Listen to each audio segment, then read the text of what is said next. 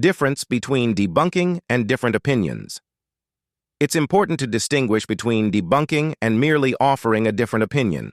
Debunking requires empirical evidence that directly refutes a claim, while a different opinion is simply an alternative view that doesn't necessarily engage with the facts or evidence. Your assertion that the scientific community has debunked ID is a different opinion, not a debunking. While some scientists may reject ID, it doesn't mean that ID has been scientifically disproven. For something to be debunked, you need to address the specific empirical claims made by ID, such as the specified complexity in DNA and irreducible complexity in biological systems. Dismissing ID based on generalities or invoking consensus without engaging with the evidence is not debunking. It's expressing a differing opinion. Logical errors appeal to consensus fallacy. By saying the scientific community has debunked ID, you're engaging in an appeal to consensus fallacy. Scientific consensus is important, but truth in science isn't established by majority opinion. Science is about evidence, and new ideas are often controversial until they're proven or disproven through empirical research. Many revolutionary ideas in science began as minority positions. If you want to debunk ID, you need to engage directly with the evidence it presents, not just appeal to what the majority says. Strawman fallacy. You claim that ID proponents merely assert that DNA contains specified information and complexity, and then suggest that evolution can explain this complexity without addressing intelligence. But this is a strawman fallacy, misrepresenting the actual argument. ID proponents don't simply say DNA is complex, therefore design. The argument is based on the observation that specified complexity in DNA, information that functions similarly to code, resembles human design systems, which suggests an intelligent source. To refute this, you need to address the core issue. How can natural processes account for the information-rich nature of DNA? Hasty generalization. You state that irreducible complexity in the bacterial flagellum and vertebrate eye has been explained by evolution, but this is a hasty generalization.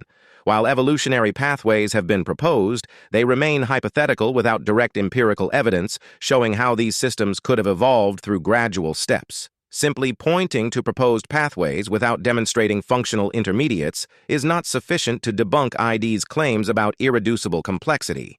Speculation without evidence. When you claim that ID reflects a religious view, you're making a speculative statement that doesn't engage with the scientific arguments. Whether someone holds religious beliefs or not is irrelevant to the scientific validity of ID. Instead of addressing the evidence for design, this is an attempt to dismiss ID based on perceived motives. This approach does nothing to refute the actual claims made by ID proponents. Making silly statements without empirical evidence. The idea that simply asserting ID's failure without engaging with evidence constitutes a debunking is a silly statement without empirical support. If you want to truly debunk ID, you must confront the scientific evidence, not just point to consensus or court rulings. Without addressing the specific claims made by ID, such as the complexity and design-like features of biological systems, you're offering an opinion, not an evidence-based refutation.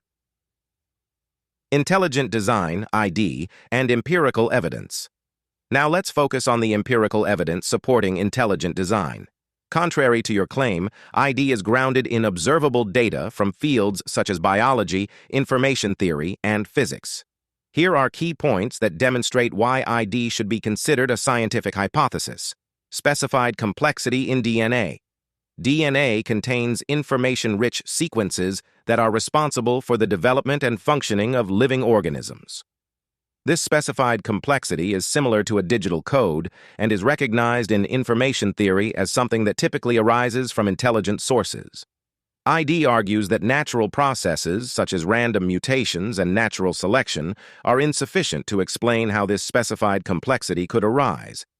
The absence of a naturalistic explanation for the origin of information in DNA supports the hypothesis of an intelligent cause. Irreducible complexity. Certain biological systems, such as the bacterial flagellum or the vertebrate eye, are irreducibly complex. This means that all components must be present and functional for the system to work. ID posits that these systems could not have evolved through gradual evolutionary processes because their functionality depends on multiple interdependent parts working together.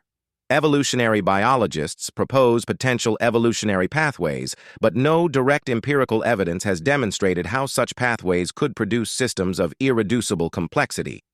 While proposed evolutionary pathways might exist, they remain speculative until demonstrable evidence shows how such systems could evolve through natural selection.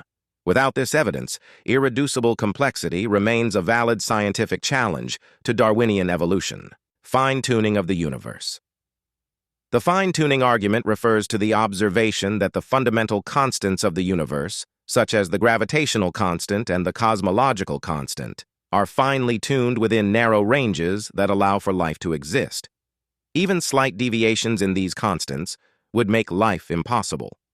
ID argues that the fine-tuning observed in the universe is best explained by an intelligent cause, as the probability of such precise conditions arising by chance is extraordinarily low.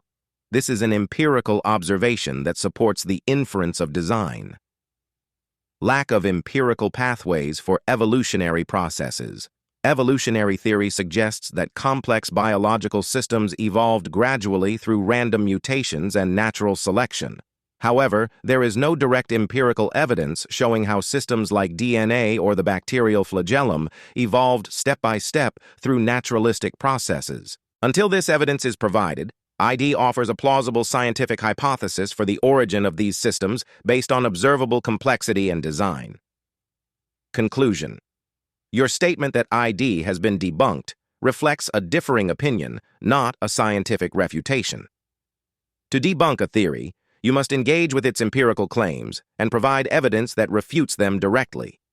Simply pointing to scientific consensus or claiming that evolution explains complexity doesn't address the specific arguments made by ID, such as the specified complexity of DNA and the irreducible complexity of biological systems.